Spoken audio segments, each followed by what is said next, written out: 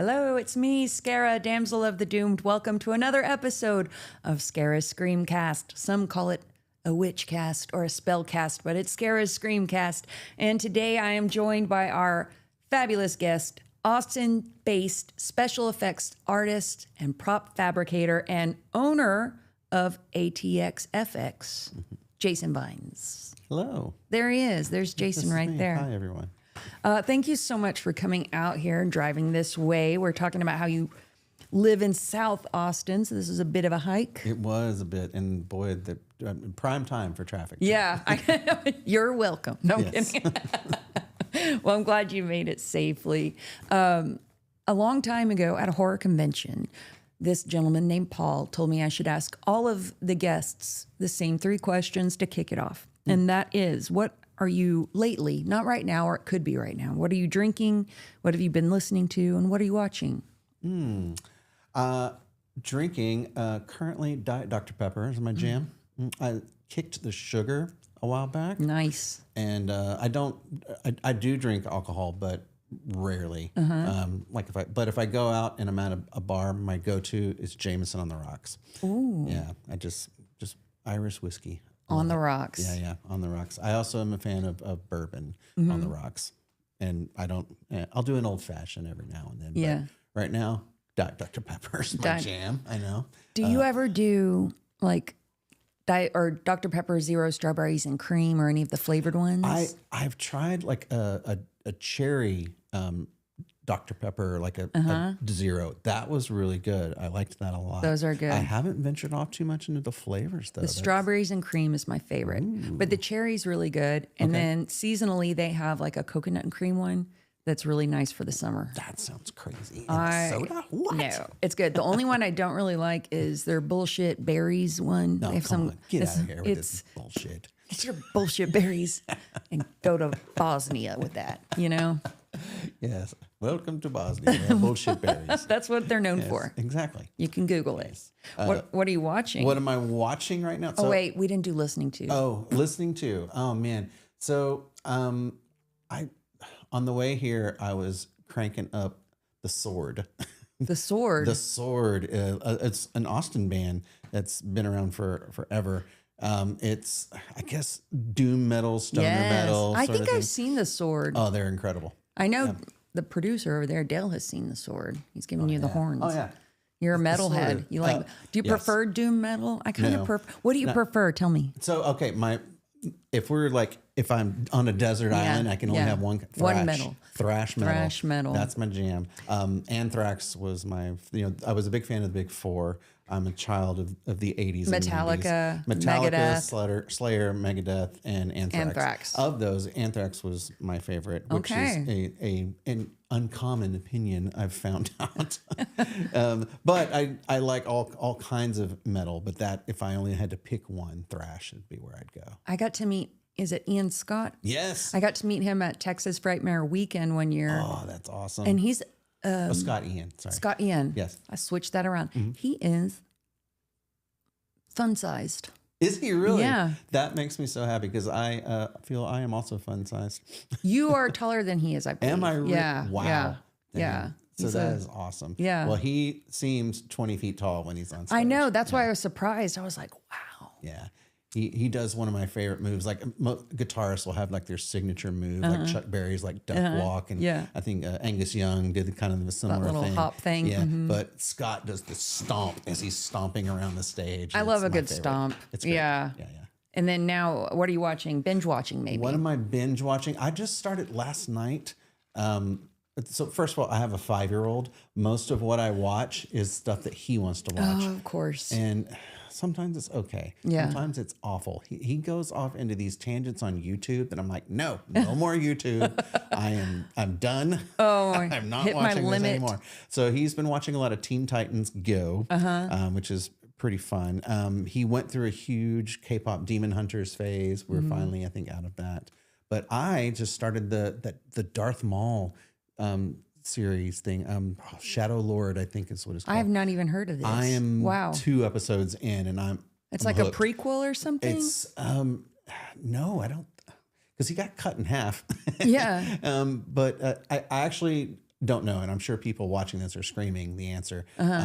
I'm 2 episodes in, and I actually am a little confused as to where on the timeline we are. But like the tone and the quality of it is great. Okay. And it's the writing. Yes. Yeah. And I'm a Star Wars fan, of course, because I'm, the perfect demographic for it. Yes. It was right at your time. Oh, yeah, 100%. Yeah.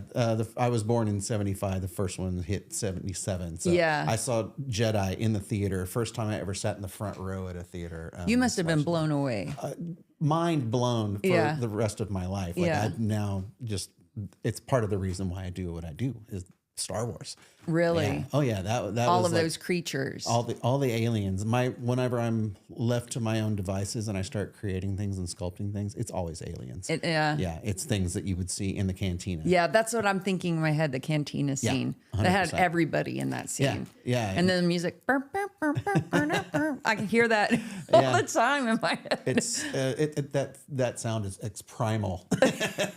It is part of my DNA. Yeah. I think one of the first movies I saw in the theater, I want to say my family took us to see E.T. Yeah. Which wasn't too long after. That was 80. Were you freaked out by E.T.? No, I was freaked out by the government agents in E.T. Rightly so. They were scary. Because they had guns at first. Later years, they had walkie-talkies. I heard they like CGI'd out the guns. That was, and I think Spielberg has come out and said that was a mistake, which I agree with. That was definitely the wrong thing to do. You know what's interesting about that is they shot the agents from the height of a child. So it was always as if the point of view of the camera was like as if a child. Oh, can you hand me that iPad? Yes, of course. Thank you. This is so I can see what people are saying. Oh, good. Right now it's Or I bet they were screaming the answer. not yet. Not Okay, yet. that's fine.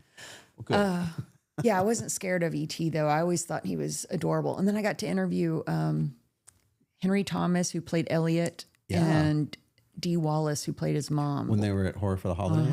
Awesome. Yeah, they were both really awesome. Dee is so beautiful, Right? just as aged beautifully. I didn't meet them directly, but I was sitting in Dee's chair and she came in for lunch in the break room. And I was like, oh, it's your chair.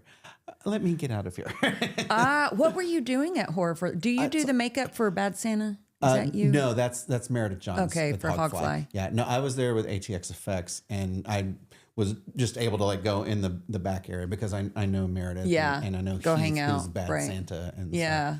so I was just kind of hanging out, talking to Heath, and then Dee Wallace walks in, and I think Henry was there too. Yeah. And they were there to like eat their lunch and stuff, and I'm like mid sandwich. Yeah. in Dee's spot. I'm like, excuse me. Let me just get out. Miss Wallace. I'm sorry about that. What? So you mentioned Horror for the Holidays, Yes. and we were talking about this earlier. Can you put up the photo of the baby? This was Yes. how many years ago? Oh my! Well, it's at least 4. At least 4. I don't, he's not 2 in this. No. So he's 1. Not even maybe 1 and change, if that. Can I tell you, it's one of my favorite things, and it doesn't happen often, but when people let me hold their babies at events or at, the haunt that I work at, anything like a little baby, me getting to hold a baby for a photo. Oh, It's love so it. great, and I of course I'm a huge fan of all things creepy, and if you throw in Christmas too, like I'm sold. yeah. But we have several pictures of my son that you're meeting. Different creeps. all the different creeps and monsters. And he's just like fascinated. Yeah, by look at him look there. How happy he is. He's so happy. Krampus is behind him exactly. with a snarled face. He doesn't care. No, I love him. he's great. Did he go last year? He did. Did And we talk? Did you? We did briefly. I remember you were upstairs. And I think I brought up this picture. Yes, because I had that's right. posted it on my Facebook. That's right. Yeah. I was, I think, on my way to somewhere, so I couldn't stick around. Yeah. But yeah, I do remember now. Such a cute kid. That was so you. sweet. Thank We'll you have to very redo that photo maybe this year. Man, well, yeah. Watch what you wish for. That kid's big now. I'll have to hoist him up. So his mother is like 4'11". Oh my gosh. And I'm 5'6" on my driver's license, and he's gonna be like 6 foot plus. I guarantee. You think so? Oh yeah, 100%. He's already off the growth chart. Already. Yeah. Yeah. The doctor's like, yeah, he's gonna pass y'all up. That's going to be, I wonder how old he will be when he's taller than you. At the way he's going right now, like 7. Like, He is That'll be on his so way. weird. He's I already love up it. to his mom's like shoulder, and he's Oh five. my gosh. Yeah. She's 4'11". That's Yeah. cute. I wonder, because I'm 5'9", and I often will, like, especially whenever I'm around any women who are short and petite like that, I'm also like, I always wonder what that would be like. How would it To be that feel short? to be short? Yeah. You know, I've been short all my life, and I don't feel like I'm short until I see my reflection when I'm standing next to someone, or see a picture of me standing with someone who's significantly taller. But I never even notice it otherwise. I don't feel, and I mean, I'm tall for a woman, and I know women who are taller than me, so I always like to stand next to them and feel like I'm a little shorter. Right. But I don't feel tall unless I'm standing next to. There's some girls I know that are so little. I'm always like, oh, I feel like some kind of monster, but you know, I feel like that anyway. You're like a kaiju. Yeah. Fire. Exactly. So let me real quick. I want to get out 2 bits of horror news information. First, I got to see Hokum. Have you seen that yet? I have not. Okay, it's by written and directed by Damien McCarthy. He did what's it called? Caveat and Oddity. I don't know if you saw either one of those. You got a kid, so I don't expect you to be up on the movies. I'm definitely not. Yeah, I'm very behind. not for another probably couple years. We'd least. be able to have the pleasure. But Adam Scott plays like a cynical writer who travels to Ireland to this really awesome old hotel full of folklore, and there's like a forest and creepy things abound. And, you know, Adam Scott plays such an asshole in this movie, but he has a kind of a reason to be, and he redeems himself in some ways. Anyway, it's really good. It's good storytelling, Hokum is, and it weaves in like, you know, it definitely has that really cool atmospheric kind of horror stuff, but it's not a slow burn. It's not like full of atmosphere and it's just leading you on.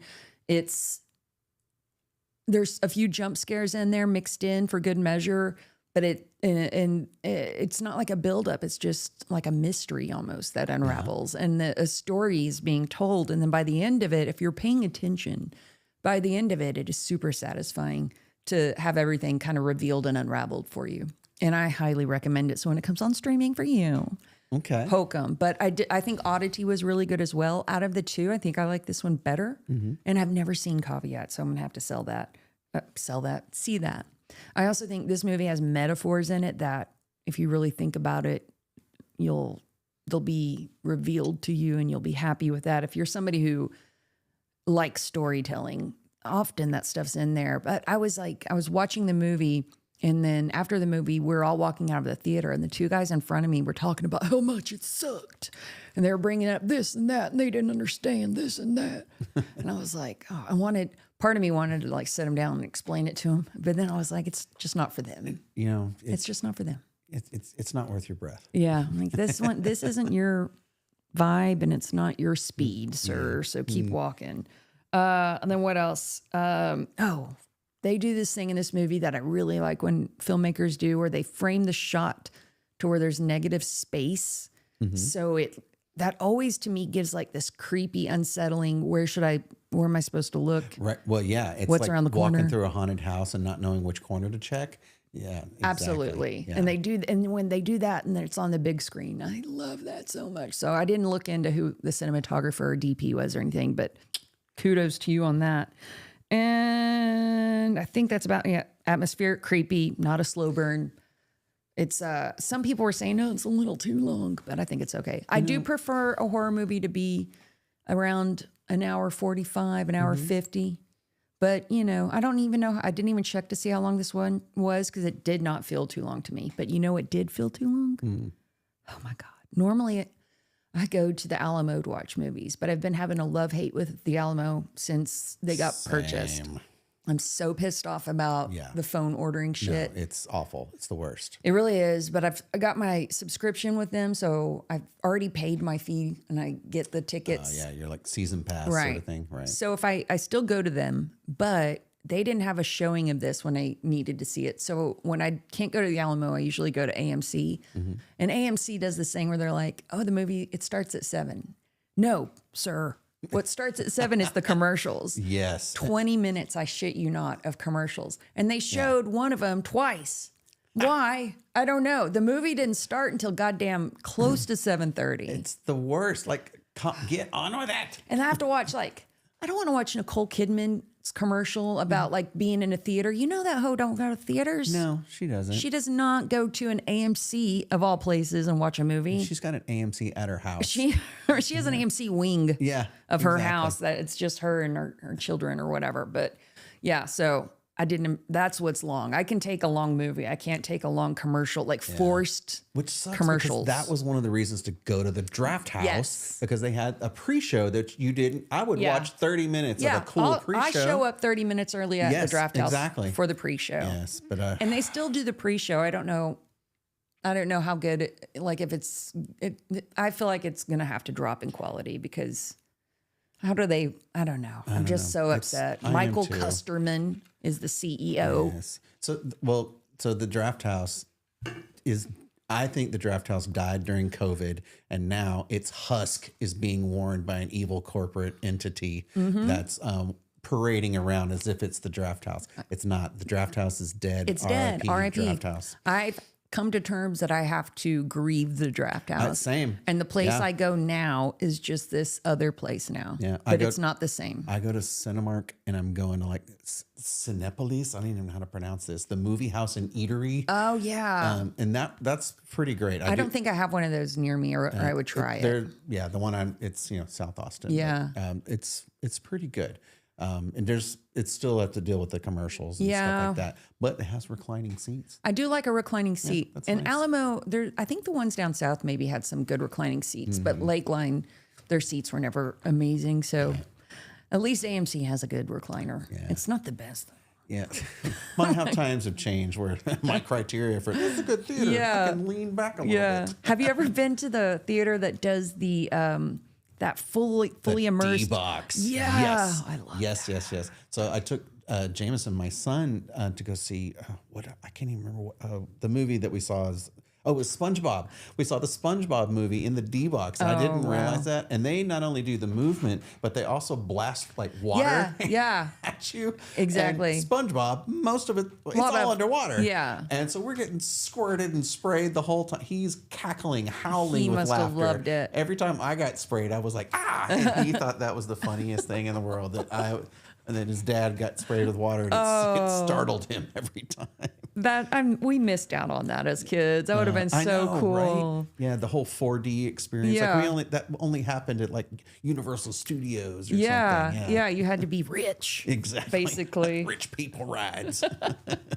The other one is director Nia DaCosta has expressed major disappointment over the lackluster box office performance of the movie she directed 28 years later, The Bone Temple, which kind of sounds like a porno, but I'm sure they've made one. I'm sure they've made one. I mean, they should. It was released early in 2026. I did go see that at the theater. It was released to great critical reviews and audience scores, like on Rotten Tomatoes. I didn't check just now, but it's up there. Everybody I've talked to likes that movie or loves that movie, certainly loves certain scenes of that movie. There's a great Iron Maiden scene in that movie. Really? Yes. I'm a huge fan. It's the best. It's Ray Fiennes and Iron Maiden. That's all I got to say. Wow. Okay. It's so good. But she only, and I say only like this is some paltry sum, but the movie only grossed $58.5 million, which falls very short of its predecessor 28 years later's $151 million gross. Yeah. So that's quite the gap.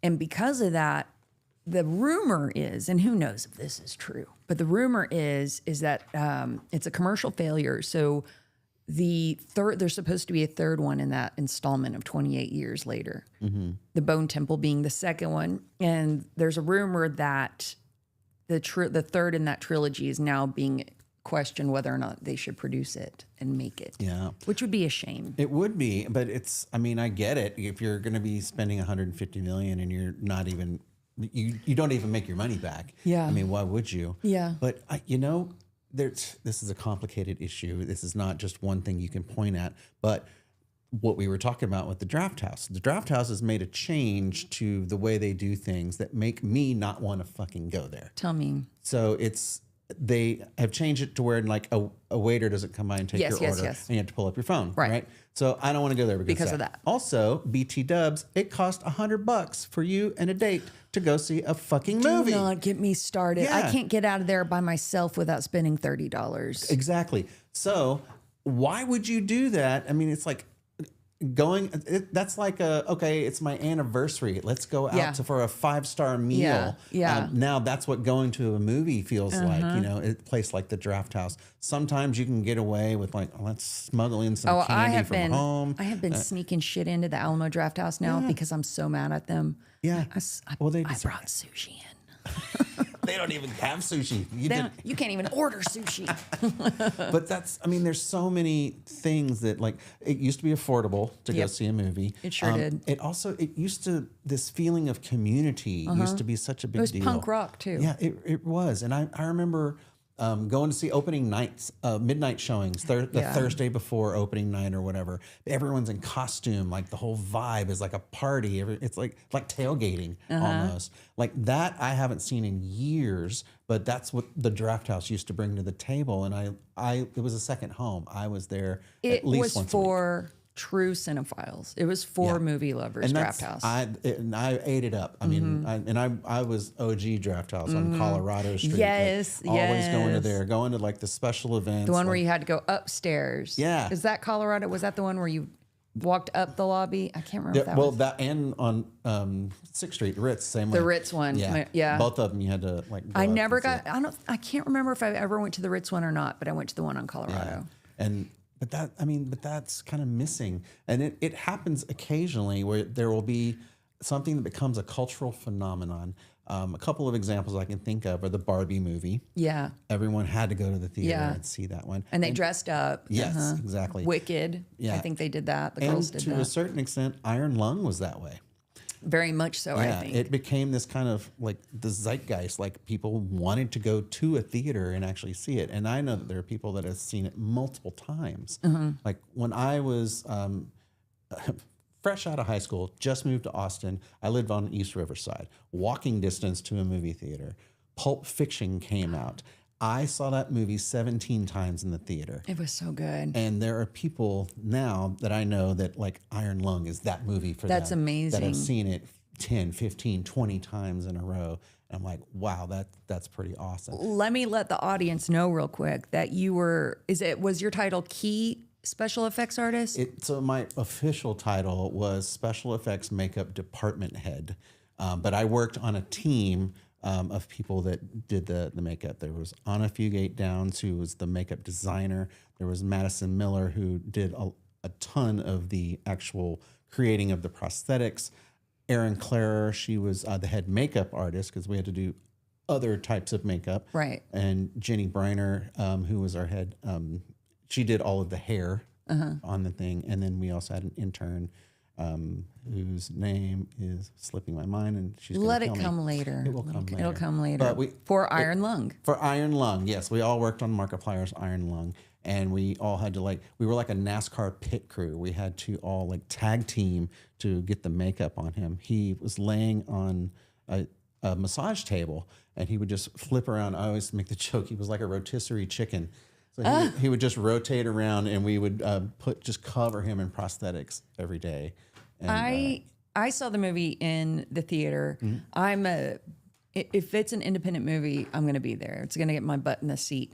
And I have been following what he's been doing with that movie since regarding distribution, getting a deal with YouTube that nobody's ever got before, regarding him like.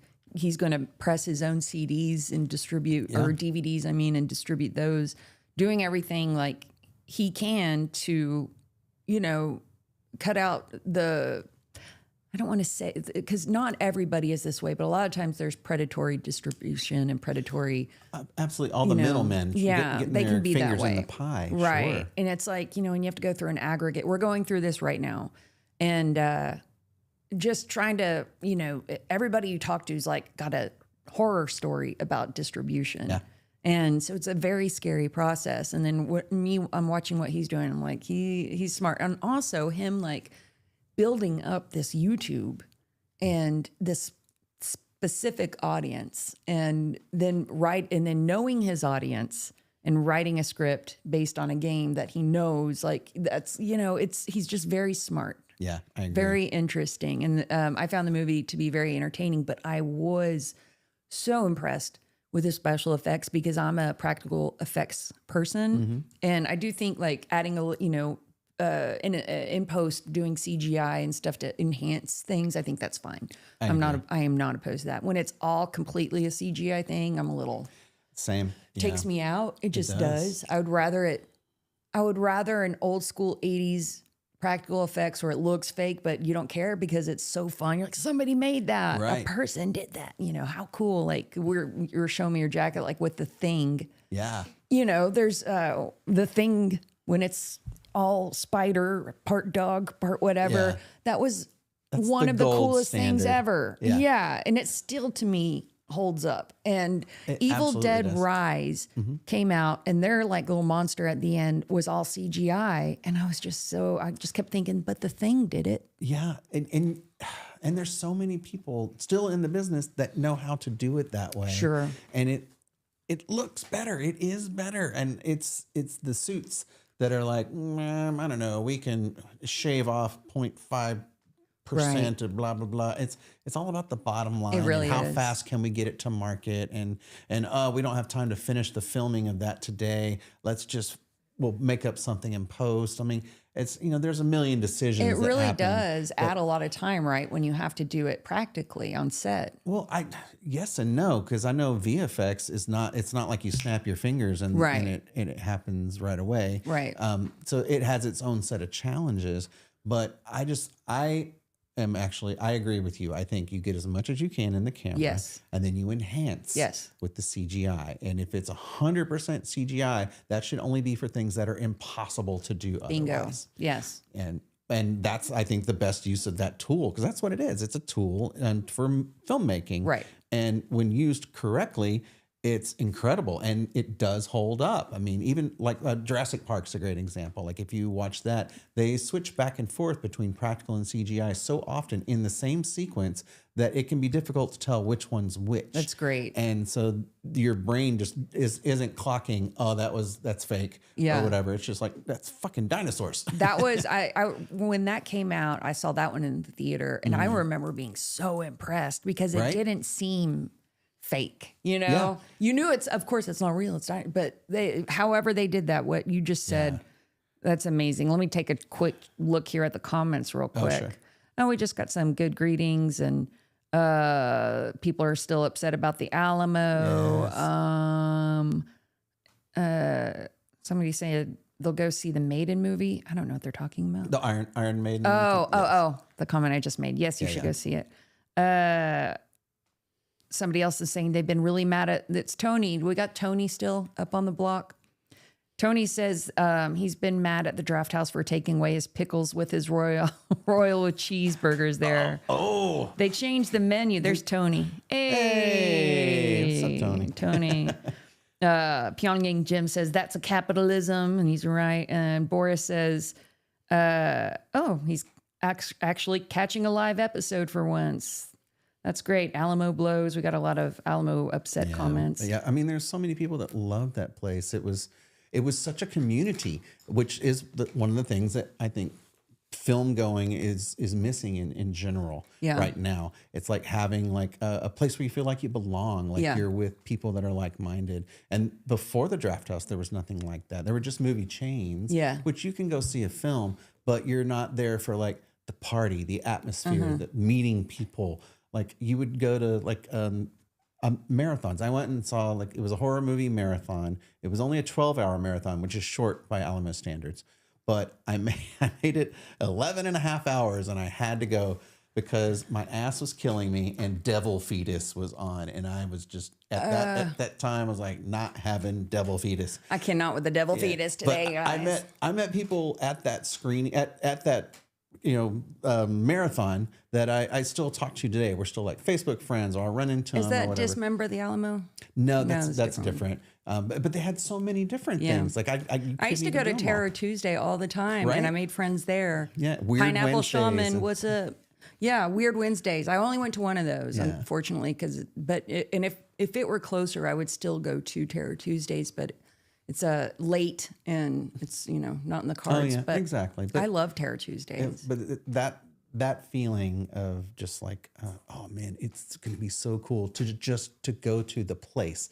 And the movie that was playing was almost secondary. Almost, yeah. Yeah. It felt like church in a way. Kind of. If you like church. Well, for the same, for the fellowship. For the fellowship. Yes. Yeah. And I think having third spaces in general is something that society is missing. It's lacking. And they are vital, I believe, because there's nothing else like them. Right. They give you something, the fellowship, that you cannot get online.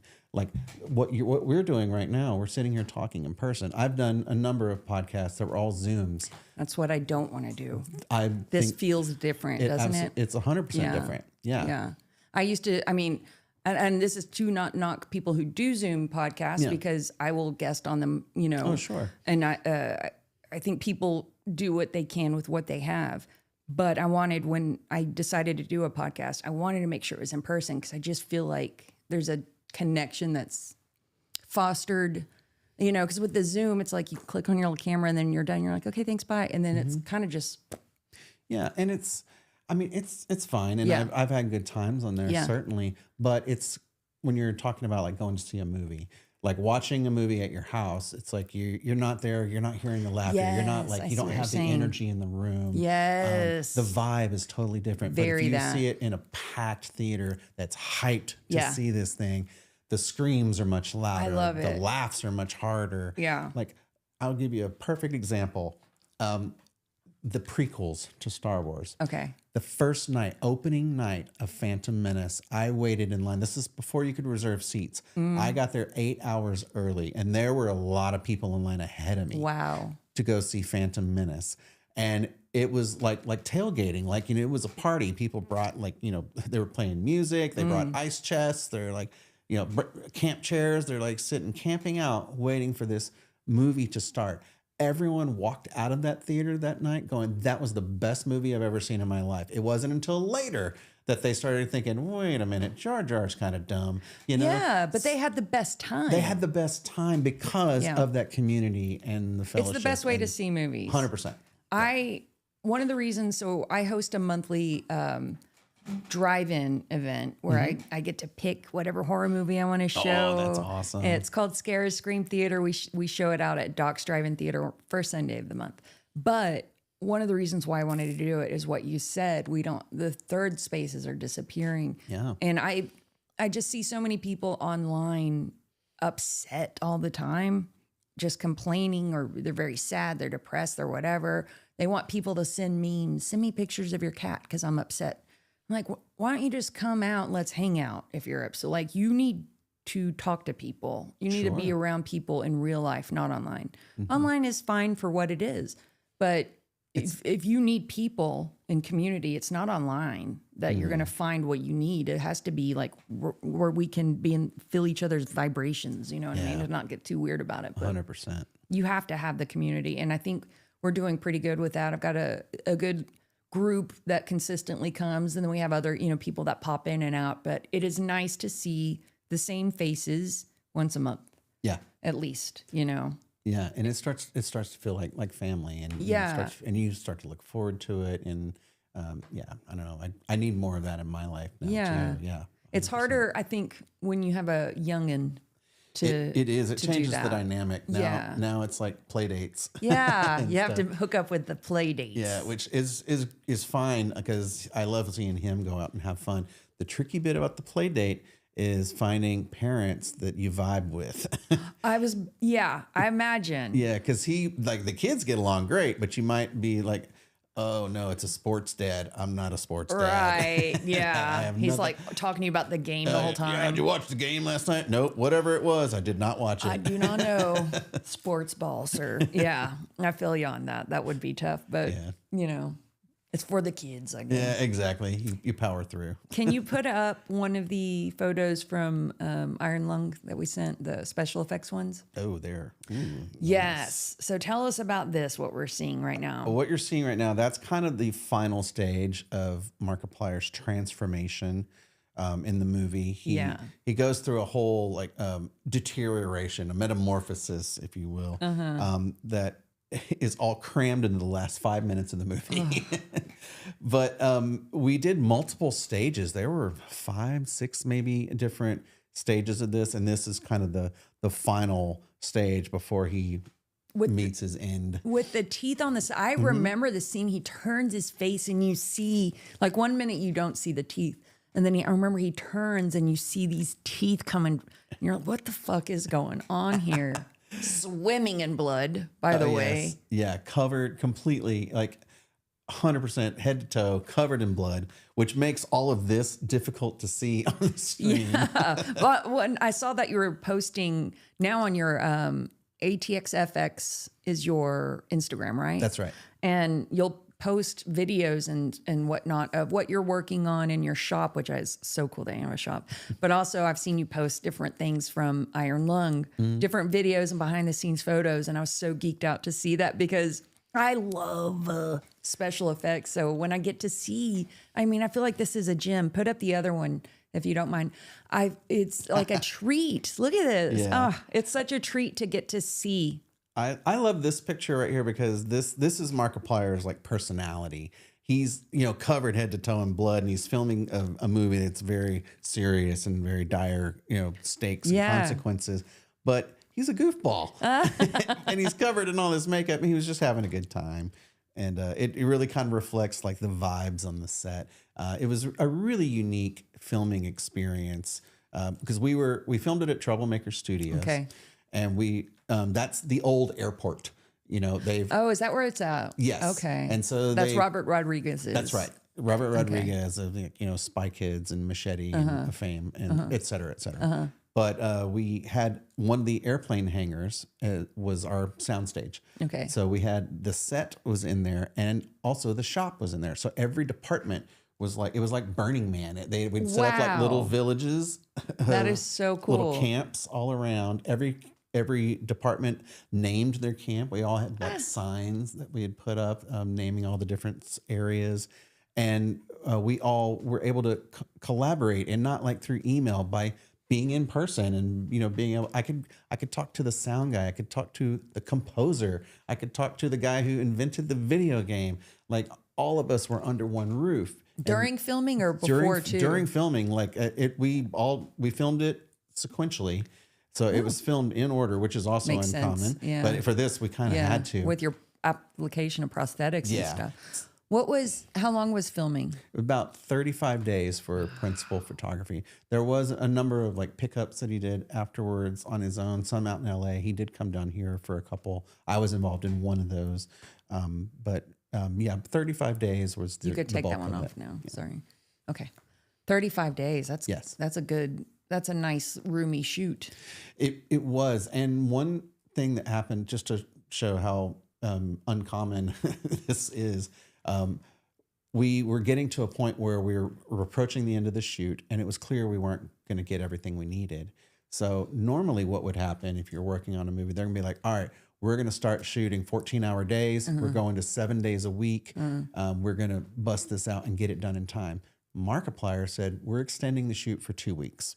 We're going to extend everyone at full pay. Wow. We're not just going to run a skeleton crew and get it. Every single person gets a 2-week extension at full pay so we can finish the movie. And he funded this movie. He did. He self-financed it, and he spent between $3 and $4 million to do it.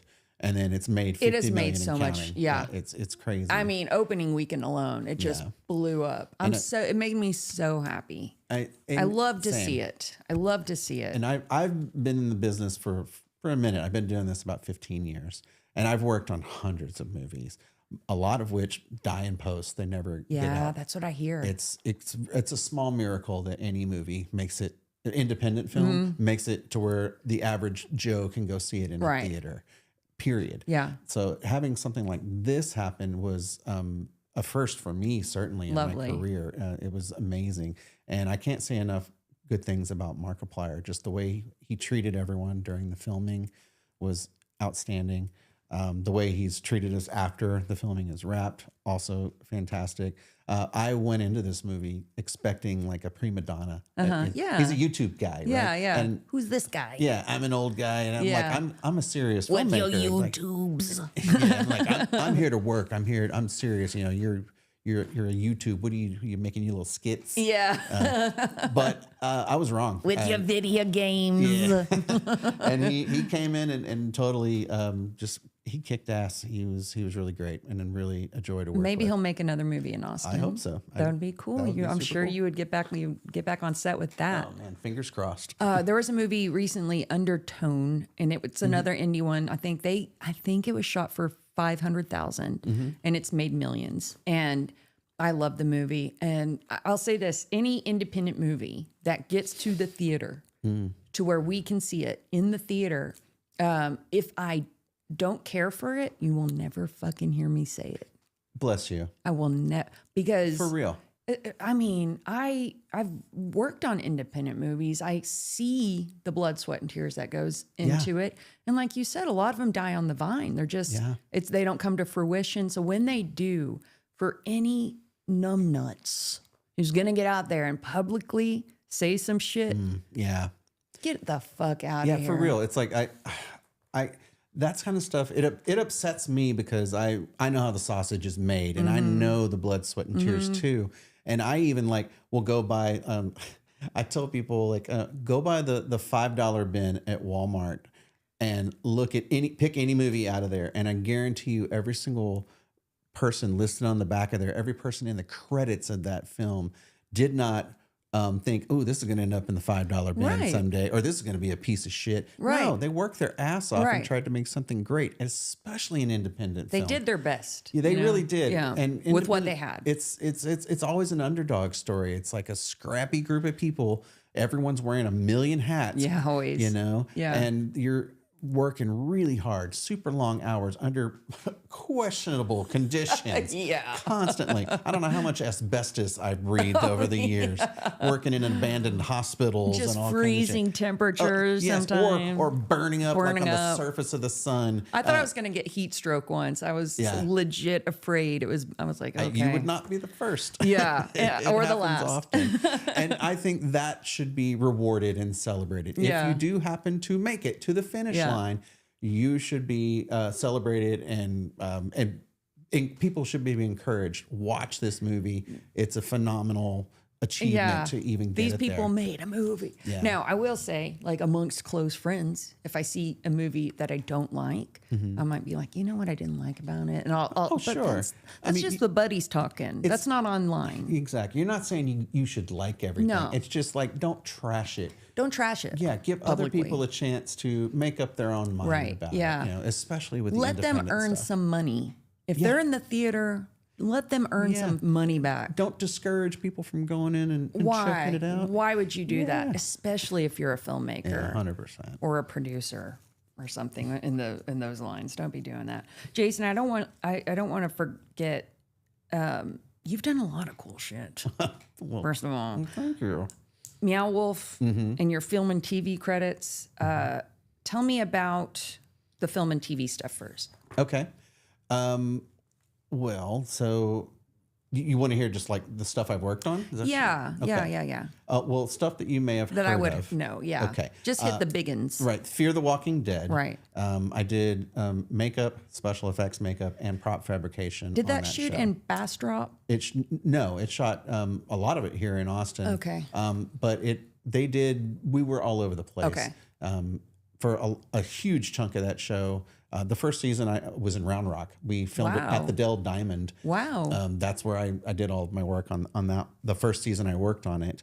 And then I remember we went all over the place, different, like we showed up on ranches sometimes. Sometimes we filmed in a trailer park one day and kept blowing up a trailer that zombie guts would fly out of. That was an awesome day. I was going to say. Yeah. And then I did 4 seasons in the shop doing prop fabrication. So I was kind of bouncing all over the place for that show.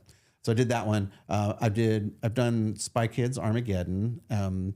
at Troublemaker, and I worked on Alita Battle Angel there as well. Let's see, what else would people have heard of? Of course, Iron Lung is probably the big one, and those are like the big names and stuff.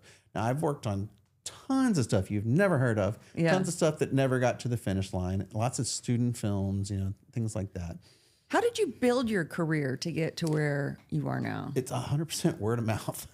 Really? Yeah. One thing leads to another. It does. It's all You're referrals. cool on set. People bring your name. I always tell people, if you want to work in this industry or any industry, I think this works across the board. You show up on time, you do the best job you can, and don't be a dick. I always say be helpful or be out of the way too. That's great. Yeah. But that's all that I've done to like build my career, and I take pride in my work. And you're good at it. Yeah. Well, thank you. You're skilled. And I do try to I bring what I can bring to the table, and I bring like detail and creative problem solving. And I'm pretty good with a paintbrush, like all those things kind of play into it. And I'm constantly curious. I want to know, how'd they do that? Can I do that? Let's me figure out how to do that. So I pick up a million hobbies and try different things. I love that special effects, every single project I work on has at least one element that I've never done before. So you start doing enough of those, and pretty soon, you're pretty good at a lot of things.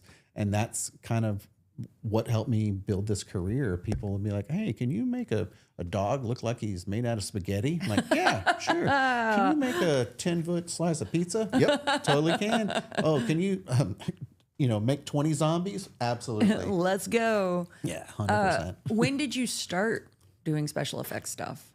I was 37 years old when I finally started taking it seriously. I'd done it as a hobby a little bit before that. So in a previous life, I was a web page designer. I started in 1999, and I did that for 15 years. Okay. I was happy doing it for about 5. Okay. Yeah, I've been there. Yeah, and so I was miserable, and I didn't want to do it.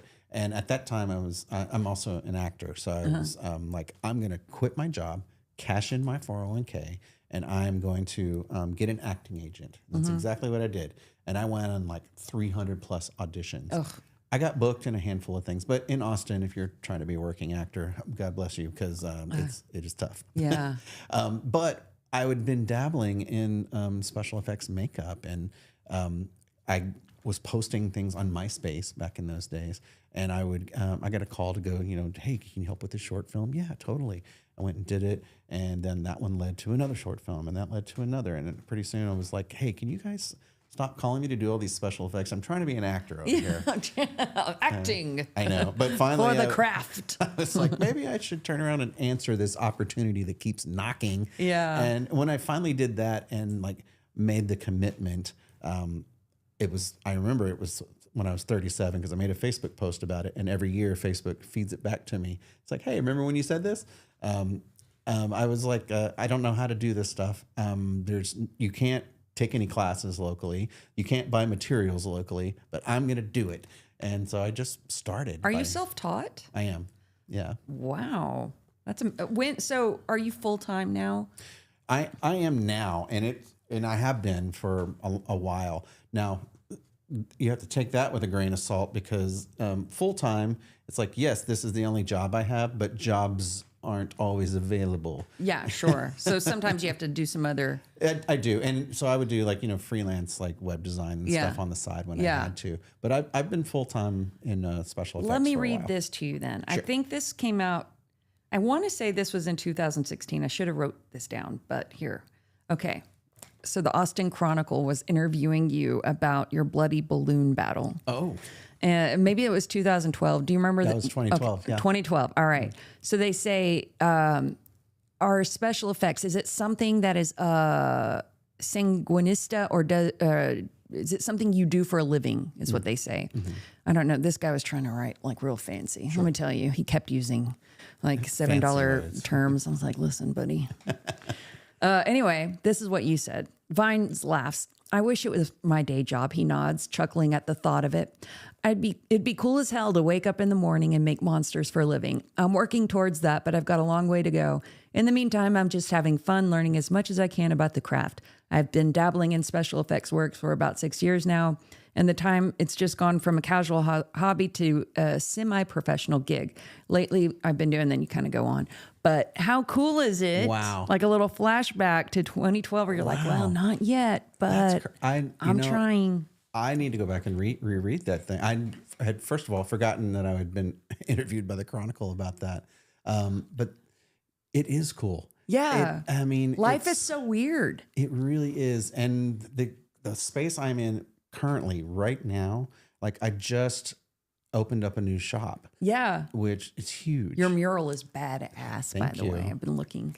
Thank you. I got a wild hair on like a Thursday. I was like, man, I really want to paint these walls. They were fine, but they weren't me. Yeah. And I was like, I know I can do this. And I wanted to pull it off, but I was like, I have to do it in the weekend because I got shit to do on Monday. I mean, you put that together.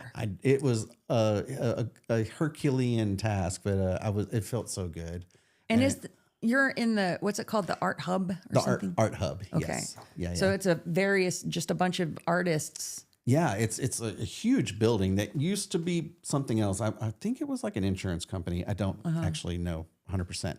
But there's 100+ artists inside this building of all kinds of different disciplines, oil painters and like people that do like embroidery. There's tattoo artists. There's sculptors, all kinds of different artists inside this building. And I have a space in there, and it's really great. And I love going to work every day. And I treat it's like it is a job. I know I'm the boss, but I drop my son off at school and I go straight to work, and I work there all day till I go pick him up, and I get to make monsters or right now I'm making refrigerator magnets. Yeah. The iron lung ones. Yeah, those are cool. exactly. Are people still able to purchase those from you? Yeah. How do they get those from you? You can go to my Shopify site, which is atxeffects.myshopify.com. Okay. And then you can get a really cool designed by you, iron lung refrigerator magnet. Yeah, there's one available right now. So the first one I made available sold out in 90 seconds. Holy crap. It crashed Etsy, which was an adventure. But I did a second round where I made a whole website that hasn't crashed, thankfully. And I have a third drop coming up. I'm hoping to do it on the 15th this month. I want the third design to come out, something brand new folks haven't seen yet. You heard it here first, Iron Lungers. I have not announced anything. Can we call them Iron Lungers? Is that what it is? You know what? We should. That's who you are now. You're Iron Lungers. I'm sure Markiplier has his own like fandom named. I just am unaware. Like For the movie.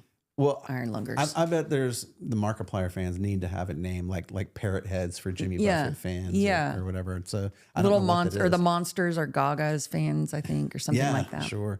Maybe someone will, if it's a Markiplier fan, will comment and tell let us what know. It is. Yeah, if any of y'all are that. One. If not, I'll clip this and I'll put it up, and I'm sure someone will tell me. They'll be like, perfect. "You dumb broad." It's dumb witch. First of all, exactly. Get it straight. Can you put up the bloody pictures of the bloody balloon battle? Oh man, I'm so glad you brought this up. Yes, of course, I gave you a Goog. I had to Google you. Yeah. I wanted to check you out, because I know you. I've worked with you one day. Yeah. But I'm like, well, let me read about him and see what's out there. And this popped up, which I was unaware of. Did you do it twice? I did do it twice. I did it in 2011 and 2012. And so the first year I did it. So cool. So here's how it began. How it happened. I very early in my career had to do my very first very bloody movie, and I made my own blood. And I looked up online on YouTube, and the recipes that are available are Caro syrup and soap. Ooh. Yeah. I knew I didn't want to use syrup because syrup's really sticky. And the ants come. I know. It's the worst. I hate being sticky. But I was like, ooh, soap is a good idea. It is not a good idea. Spoiler alert. Yeah. So I made stings. I made a ton of it. I had gallons and gallons and gallons of soap blood mixed with food coloring. And so I go and do this shoot. And at the end of the shoot, I was like, man, I got so much blood left over. It'd be really cool if I filled up a balloon with it and had the director film me in slow motion of a bloody balloon hitting me in the face. A bloody Yes, Yeah. a soapy. I wasn't thinking that far ahead. But here's what happened. He throws it at me. It hits because I've got my eyes closed. I'm like, I don't want soap blood in my eyes. It hits, it bounces off, it doesn't break. I open my eyes to see what happened. Breaks right in front of me. All of the blood goes straight in my eye, and it hurt so bad. And I'd been putting this stuff on like a 10-year-old girl all day long. She was like, "Mister, my eyes kind of hurt." And I'm like, stings. "Here, let me get a baby wipe." And I'm like, "Oh my God, I'm so sorry." I'd been torturing this poor girl. Oh God. So anyway, that started the, okay, well, I can't use this blood, but what if we got a bunch of friends together and I'm all dressed in white, and we film it from every vantage point we can, put GoPros on people, and have a bloody balloon battle. I was like, okay. So I had one of those little like insecticide pump up sprayers, and I sat in my apartment and filled up 1,000 balloons by myself, putting them in ice chests. And my roommate at the time, he would come home from work and be like, "What the fuck is going on? What are you doing, weirdo?" And I spread the word on, it was probably MySpace at the time or whatever, and throughout the improv community, which I was a big part of. And we went out to a park that was down the street from the office I worked in at the time. And basically we're like, 1, 2, 3, go. And then we threw, and it was over with in like 30 seconds. Because only had 1,000 balloons, which I thought was so many balloons. It is not. It's not No, enough. There was only like maybe 20 people or so that showed up, but we went through them like that. Real quick. And so the next year I was like, okay, I'm going bigger. I want to do 5,000 balloons, and I want even more people. So in my backyard, I rigged up this whole like gravity fed system where I had a bucket up like really high and a tube that went way down low, and I had to like go under the table and fill up the thing and tie them up. But I did 5,000 balloons. Wow. And I had some friends that would come by and help, but I would start sun up and to sundown filling balloons for a week at least. Oh my gosh. It was so many. How many did you end up making? 5,000. Wow. And transporting them over there, we lost a third of those things in transit, and they just jiggle around, pop in the truck.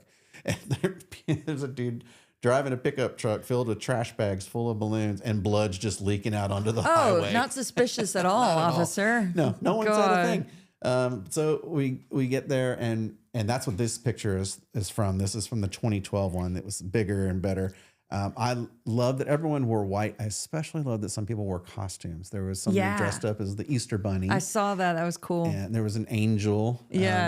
And it was amazing. This one lasted much longer. There's actually a video on YouTube too. I'll have to check it out. Of the bloody balloon battle. There's the Easter Bunny right there. What happens? So does the ground just get completely bloody too? It does, but it's grass, and you can't even really tell. The biggest problem is like afterwards, I make everyone help me pick up balloon bits. The balloon bits can be a thing. So we have to go and make sure every little thing, because I don't want to be like, I don't want to be that guy. It reminds me, it's like a horror version of, there's a holiday called Holy, I think is how you say it. Yeah. Where they do the colors, colored chalk. Yeah, the colored like powder. Yeah, yes, exactly. it's that, but like for the or like spooky the kids. Tomato fights, I think in Spain or something. Spain, they do the tomatoes. Yeah. Bloody balloon battle. It's great. Jason, we got to do it again. I want to do it again, but here's the problem. Okay.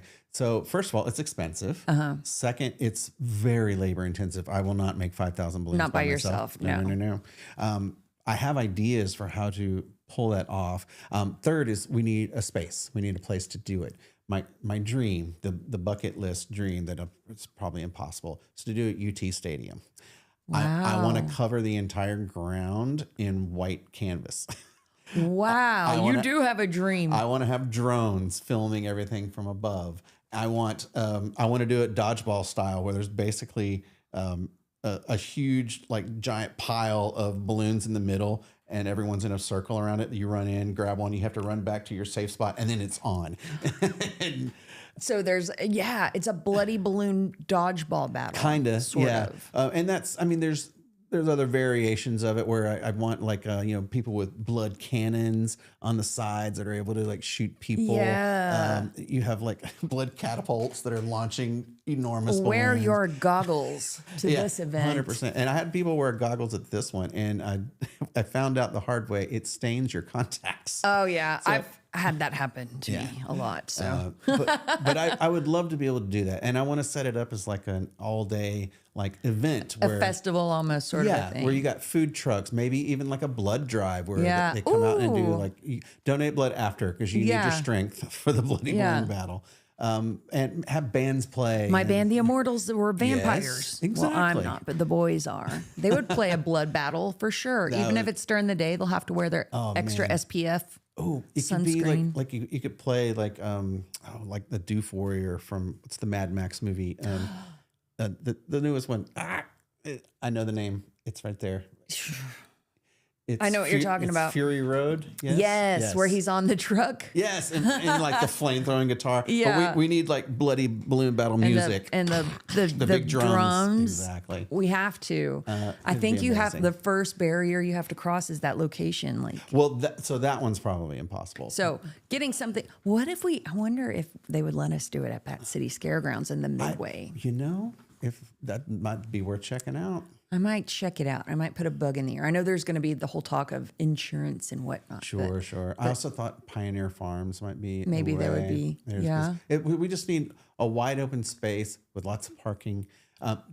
Here's the tricky bit, though. How do you get the balloons to the place? Well, that's what I'm saying. If it's at Bat City Scaregrounds, we can make them. We could do them there, or make the balloons there. Okay, that might work. If we're not having to transport them, that might work. I also thought about setting up filling stations that people would show up and just buy empty balloons and they go fill their own. Oh, that's smart. Like the big giant buckets of water they'll have like at music festivals and stuff. Like enormous. Just have those with blood. 50 little spigots Fill your around own. It. Exactly. I think that's actually smart. I think that's probably. And it cuts all the labor, from before that you have to worry about. And we just have to make sure we top it off.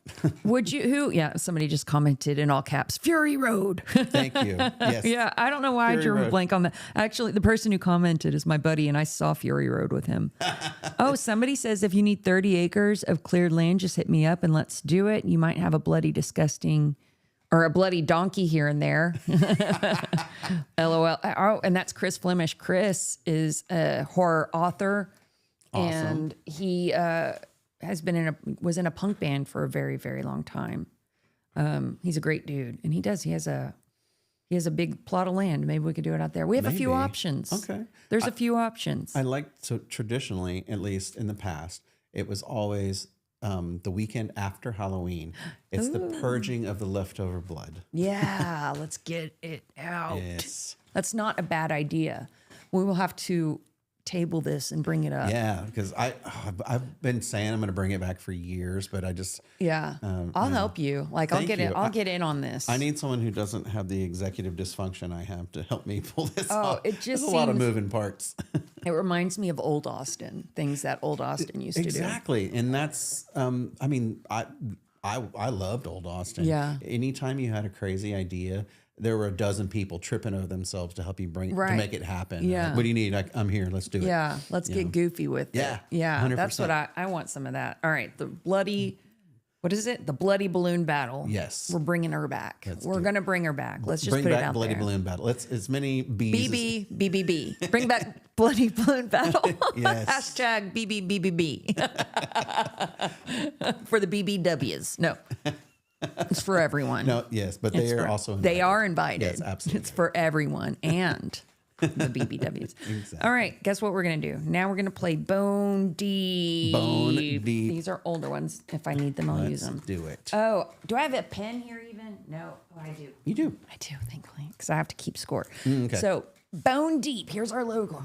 Bone Deep. Sometimes I say it like that. I want you to say it like that. Bone Deep. That's way better. Sound like it's from Dune. I'm going to clip that and we're going to work that into the audio somehow. That's my gift to you. Thank you so much, Jason. You're going to have 60 seconds. I'm going to ask you as many questions as I can in 60 seconds. I'll tell you if you're right or wrong, and we're just going to keep it moving. Let's do it. And then at the end, we'll see how well you did and maybe compare you. One of these days, I'm going to write down on the same one sheet of paper everybody's score that has played this because it's all in my book and I have to flip pages. You're Bone Deep champions? Yeah. You need a Bone Deep trophy where you can put like the names on them, Yeah, I do need to have, that's something, Paul, my artist, let's get on that graphic. We'll have like their little face and we'll move them. Yes. Yeah, I like that. That's way better than, what do they call it for football? Brackets or some shit? Yeah. Fuck that. We're playing Bone Deep. Let's All do it. right. Let's put the clock up. And once, when you put the clock up, does it automatically start? Okay. So once that goes up, I'm going to ask you the first question. I'm ready. Let's do it. Okay. I'm going to keep score right here. Okay. And we're ready to play Bone Deep. Killer born from a tragic accident, or do you prefer an ancient nameless evil? Tragic accident. Incorrect. Shaky cam or smooth cinematic shots? Shaky. Incorrect. Bright red blood or dark oxidized realness? I like the dark. Correct.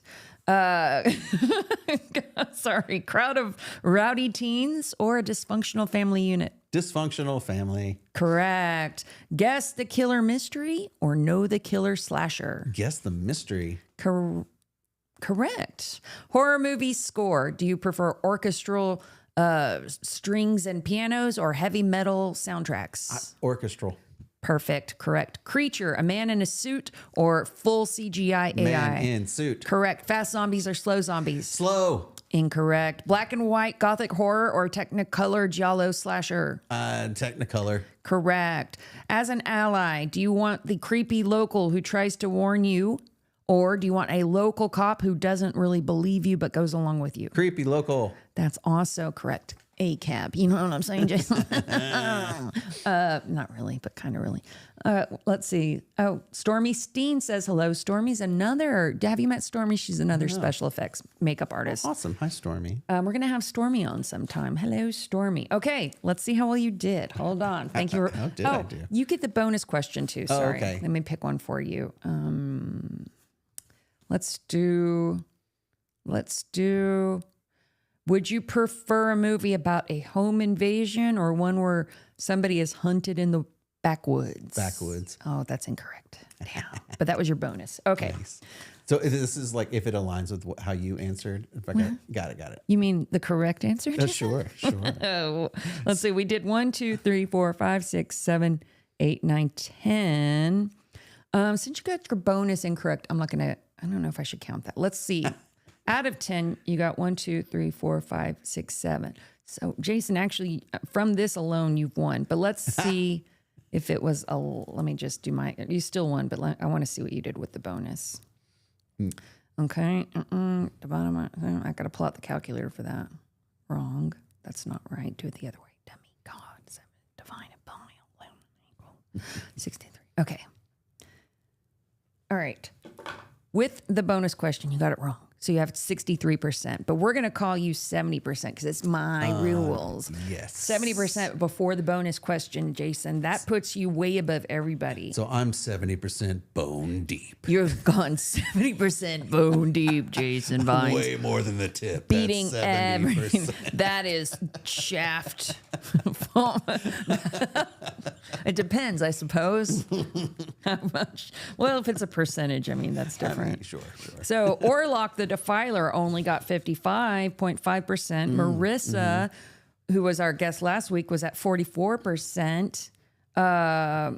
Keith Cantrell has done the worst at 36%. Oh, wow. Right. And then Boudreaux Partita was at 62.5%. So even if I counted your bonus, you would have still beat Boudreaux at Bone Deep. It makes me happy to know that Boudreaux and I were... You're close. We're neck and neck there. You're neck and neck. I don't know Boudreaux Neck that well, bone but and just, neck bone. just what I know of him online, I'm like, that dude's cool. Yeah. You would get along with him. You guys Yeah. have similar style. Right on. Congratulations on so far. Let's you. see if the next guest, who I think is Professor Griffin, let's see if I've he met can beat Professor you. Griffin. Yes. I think he's next. So if so, we'll see if he's going to be Bone Deep. Now, if he's going to beat you at Bone Deep, if he'll debone you, throne you. Let's hear this phone call real quick. Okay. And then we have to decide from these questions. You know what? Actually, let's do this first because we're going to forget. Okay. Out of the questions I asked you, and I can kind of remind you what they were, we need to pick one that we want to ask our audience. Okay. So it was tragic accident or nameless evil, shaky cam or seamless cinematic, bright red blood or oxidized realness, Group of rowdy teens, dysfunctional family unit. Let's talk about the blood. Okay. Because I've actually, I did a whole PowerPoint presentation on this. Oh. Where I did a deep dive on the different types of fake blood. Because working on Iron Lung, we used, I think, like a dozen different types of blood. And we auditioned many different types. As one should. Yes. Not all bloods are created equal and use different types of blood in different situations. You should. And this particular one was about the dark oxidized one versus like the bright red. Do you know the origin of why the dark blood came into fashion? No. Okay, here's what happened. Oh, I'm so interested. What happened, Jason? Okay. So the ratings board started slamming all of these horror movies or all these movies that had like the brighter blood with an R rating, which once upon a time was just cinematic death for a movie. It's like you had to get like that like PG-13 or something. Okay. So there were a lot of movies in the 90s that to avoid getting an R or worse, the X rating or the NC-17. That's the one you didn't want, I think, also. Yeah. If you wanted an R over NC-17. Exactly. Okay. Yeah, you couldn't. If you did NC-17, then no one would watch your movie. No, theaters would never show it. So what they started doing is they started changing the blood to be darker because the ratings board would say, well, that doesn't look realistic. So interesting. So a lot of movies like from the 90s, you'll see have a much darker gothic color tone. And sometimes they would do it practically where they mix the blood darker. And sometimes they would do it like, you know, in the like color correction. In post and change it, skew it darker so that it wouldn't get that higher rating. Which is so funny because to me, a lot of the times, and it depends on, is this an arterial spray or is this like a dry blood? Venal? Yeah. Right. So they're going to be different colors, but a lot of the times the darker stuff looks more realistic to me. I agree. And I wonder if that's because of conditioning. Maybe. Because a lot of the movies that you saw that you really loved that are extra bloody could get away with it because it was darker. Yeah. So your mind is like, well, that's what blood's supposed to look like. But if you prick your finger, it's fucking bright. Dude, let me tell you right now. We made a short called Witch's Bargain. Mm-hmm. And, you know, when you're doing these little shorts, sometimes ideas come on set. Well, they happen with bigger movies too. But when you're doing little shorts, sometimes ideas come to you in the scene. And so we have this scene. It's me. I'm trying to summon a demon. And I've got this. Actually, the book looked a lot like this. I've got this big spell book, right? It's got, you know, all of the spells that I'm reading from. And I'm, you know, doing this thing. And then I think it was the AD was like, oh, it'd be so cool if we could, you know, prick her finger and have her like put blood on the book to like activate, you know, the evil spell or whatever. Mm-hmm. And everybody agreed that would be cool. But then it was like, well, how are we going to do that? Like, you know, we didn't have a special effects person on set right there for that moment. Like somebody was doing makeup on our creature at the time, but we couldn't get them to come down, you know. It was a whole thing. So I was like, fuck it. We'll do it live. You know, like just give me a needle. I'll just do it. It's just a little finger prick, like get a little alcohol in there. Let's go. Mm-hmm. So everybody's like, are you sure? I was like, yeah, dude. Like my mom was diabetic. I used to like do the little pin pricks, you know, to test the blood sugar for fun. Let's go. So we got a needle and I pricked my finger and I squeezed out a little blood and it looked like fucking Tabasco sauce. It looked watery. It was the color of Tabasco, and they all laughed at me, and they were like, "We can't." They're like, "Oh my god, that's the weakest looking blood ever," and it was. I was like, I think I was dehydrated. Did you have an iron deficiency that day? I don't know what was going on. That was one of those days that was like, I think we were shooting in questionable conditions as well. So I'm trying to bleed all over. I guarantee you. They still make fun of me for that shit, dude. I will never again give you my real blood in a movie because of that. Bastards. I should give you some good blood. Give me some good blood. Yeah. You know, the first time I saw Hogfly's blood, I was happy with I was like, oh, they've got some darker looking stuff. But I would love some of your blood. It's good stuff. To fake it like it's my blood and show, oh, you know, it'd be so cool is if I could get around those same people and we could somehow like make it rig it up and be like, yeah, look at me now. Look at this. Yeah, who's got good blood now? And like squirt it out. Perfect. Don't clip that and make that some weird video. Yeah. Okay, first of all. Out of context theater. Oh, someone says Hammer Horror disagrees. No, that's my friend Tracy. He's right. Hammer Horror is known for their Hammer Red, and there was a whole reason for that too. And I liked it. I liked it for Hammer Horror. But also, what was it? Was it night? It wasn't Night of the Living Dead. It was Dawn of the Dead had that really weird red. Yeah. Do you remember that one? I do remember. It looked like that a one. melted crown. Yeah, that one was that's Tom Savini did those. Yeah. And he was the one that it may have been, it was either him or maybe it was Dick Smith. I'm sorry, I'm forgetting which special effects makeup artist did this. But there was a formula that they came up with for this blood that used a chemical that's used in developing film. Oh no. That would it kept it from drying or something. God. I can't remember exactly what it was, but the problem is it's fucking poisonous. Yeah. And they were covering people it's fine and stuff. So, it's okay. But yeah, there's been some questionable materials used over the years. And you had brought up Meredith John's blood and hog's blood. The best part of hog's blood is it's not sticky. So she uses methyl cellulose as a base, as opposed to like a Caro syrup or soap or whatever.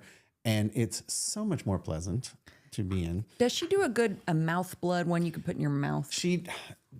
No. I mean, not that she makes in-house. She usually will buy that stuff. Yeah. And my advice to people that are making films or whatever, they're like, oh, we need a lot of blood. Fucking buy that shit. There are professionals that have developed their recipes over dozens and dozens of years that are so much better at making blood than you're ever going to be trying to do that shit in your bathroom. Yeah. So stop trying to save money on blood and just go fucking buy that shit. Just go buy some blood. They make mouth blood that you can use. I mean, the worst one is the Ben Nye stage blood that tastes, it's a zesty mint. It's a mint flavor. I have some in my bathroom. Fucking gross. Yeah. I don't like it. Yeah. There's another one the brand is called My Blood. Oh. And it is excellent. They have a mouth blood that barely tastes like anything. It does have a flavor, but it is much more subtle than the zesty mint version. And it's not syrupy sweet or anything. And it's totally mouth safe. Now, don't get me wrong. You can put hog's blood in your mouth and it's not going to kill you. It's non-toxic. I wouldn't drink a pint of it. Right. Yeah. I wouldn't drink any mouth blood. don't want to do that. No. But her blood's not going to hurt you. And I have another blood guy. His name's Edwin Wise. He makes fantastic blood also. Both the local Austinites, great blood that you can get. He has a blood that's the same. It's like you can put it in your mouth and it's fine. But yeah, don't go chugging it. Yeah. Nobody wants to chug blood unless it's real. Right. So let's put the phone number up. We'll ask the question real quick. Okay. Call Scarah. Let me try that again. Call Scarah Scary Hotline at 512-710-8766. Let us know. Do you prefer movies that have bright red blood, or do you like oxidized dark red blood realness? Let me know. 512-710-8766. Call me on Scarah's Scary Hotline. Thank you. One other thing I want to add about the blood. So in Iron Lung, we had lots. Get rid of that real quick. Oh, you did it, Jason. You're magic. Oh, thank you. All right.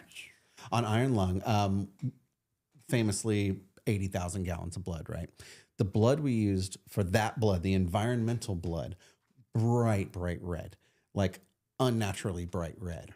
Because if you take fake blood or even real blood in large quantities and put it together at large volumes, it reads as black. Wow. It is super dark. So if you had a cup full, a clear cup full of fake blood, really bright. it would be dark. Wait. Oh, a cup full. Yeah, a cup full. Like let's say like a little tumbler, like you were gonna. But if you splash it out. But if you splash it out and spread it out, then it's brighter red. And you guys were, what would you say, 80? 80,000 gallons, which we had 2,500 on set that we were splashing around, but and we used it over and over again. Yeah. Getting the record, beating out Dead Alive, which used to hold the record, and I think Piranha 3 or something. Piranha 3, and then Evil Dead, the newer. Well, the previous newer one. The one from 2013? Yeah, where it was raining blood. Yeah. That was like 50,000 gallons. Yeah. But that was bright red on purpose because we're filming in a darker environment inside like a submarine. Yeah. And you didn't want it to read as black. which it would had he used a traditional fake blood. So he skewed it on purpose as an artistic choice, which was more Very towards smart. like the Hammer side of things. Like if you watch some of like the Herschel Gordon Lewis or the Hammer films type things, it looks almost like ketchup, or red paint. Well, it was done for shock value back then. 100%, yeah. And then, but that's the kind of blood the ratings board was like, no more. Yeah, they're over it. But yeah, it had, in fact, that name had the red for Hammer films had a name, and I used to know it, but I don't anymore. But can you imagine being alive back then and you're watching these horror movies of Dracula and whatever, and you'd seen Bela Lugosi's Dracula, and it's black and white, and there's nothing going on with bright red, anything, bright colors at all. It's all black and white. And then you see Hammer's Dracula and this just spray of, or just even just a little on the neck. That was super shocking back then. Right. Which I find fascinating. I love horror history. I love that too. And I like trying to put myself in that position. Imagine what would it be like? Yeah. A couple of examples. There was in the silent film era, or like just very, very early films, there was a film where like a train is coming towards the camera, and people in the audience were like freaking out. They thought like it was going to hit them. Yeah, they thought it was about to come out of the wall, and like nowadays you would never do that. I mean, there's stuff that flies at the screen all the time in 3D. You're like, yeah. But like putting yourself in the mindset of, okay, I've never seen a movie before, or a moving image. This is like magic to me, and I think this is a real fucking train coming at me. Or the first time people saw Star Wars, like opening day 1977, and that spaceship flies over in the very beginning.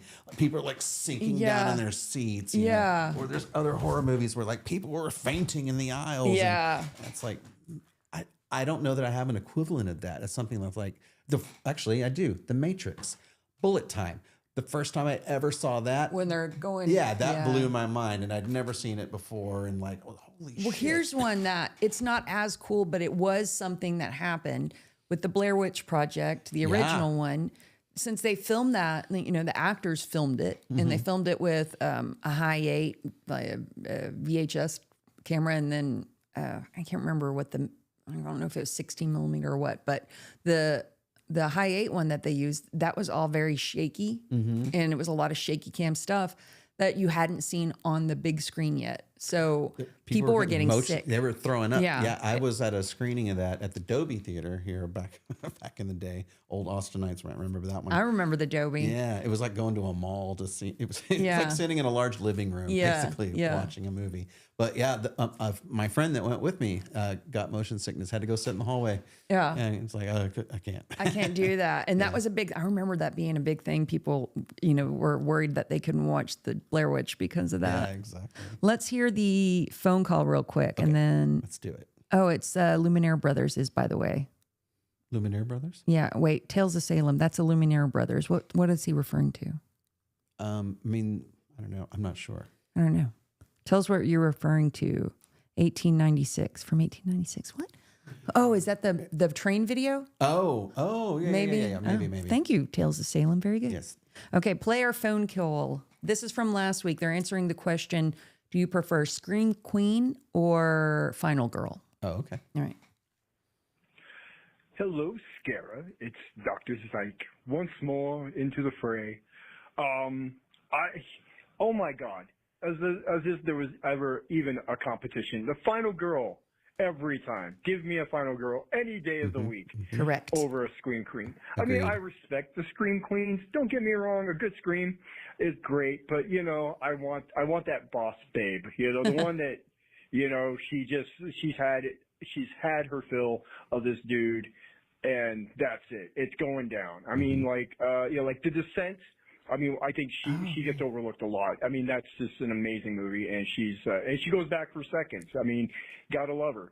Yeah, I think Ripley, obviously, to me, as far as I'm concerned, qualifies too. And she's like the queen of the Final Girls. I mean, she just is. Obviously, also, going, we can't overlook, Halloween, but which is probably the originator, I'd say, the original Final Girl, Final Boss Girl.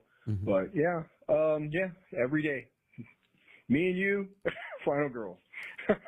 Totally on board with that. I agree. Very good. Yeah, I worked on a movie called Last Girl Standing, and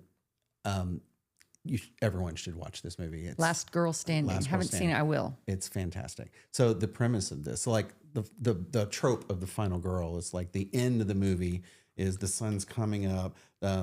You see the cops coming in the distance. Girl's covered in blood, and she's like manic and Texas Chainsaw Massacre kind of a 100%. Yeah, our movie starts there. Ooh, and it's like, what happens to her after? I love that. Yeah, it's such a cool premise. I play the big bad, or you got to see it. I don't want to say too much. Say the name of it again. Last Girl Standing. Okay.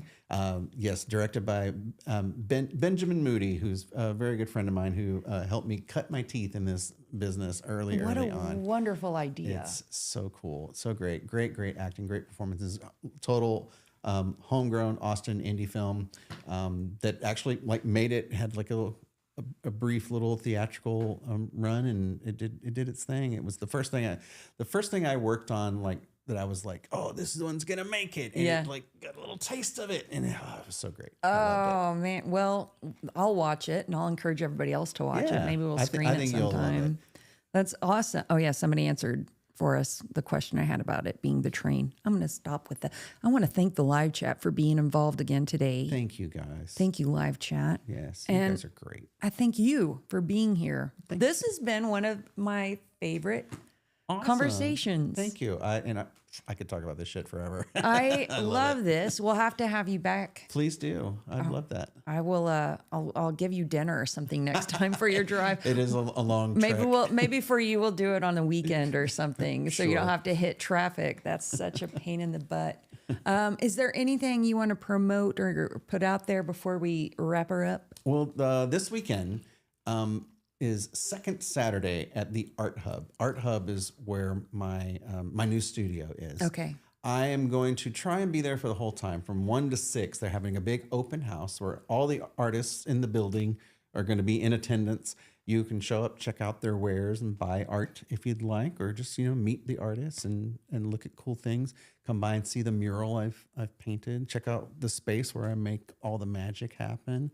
That's happening at Art Hub here in Austin. You can just put it in the old GPS. It'll take you right to us. That sounds amazing. You could do that, and then I think I want to say Blood Over Texas is having some kind of art gallery, their Fright Gallery. Is that this weekend?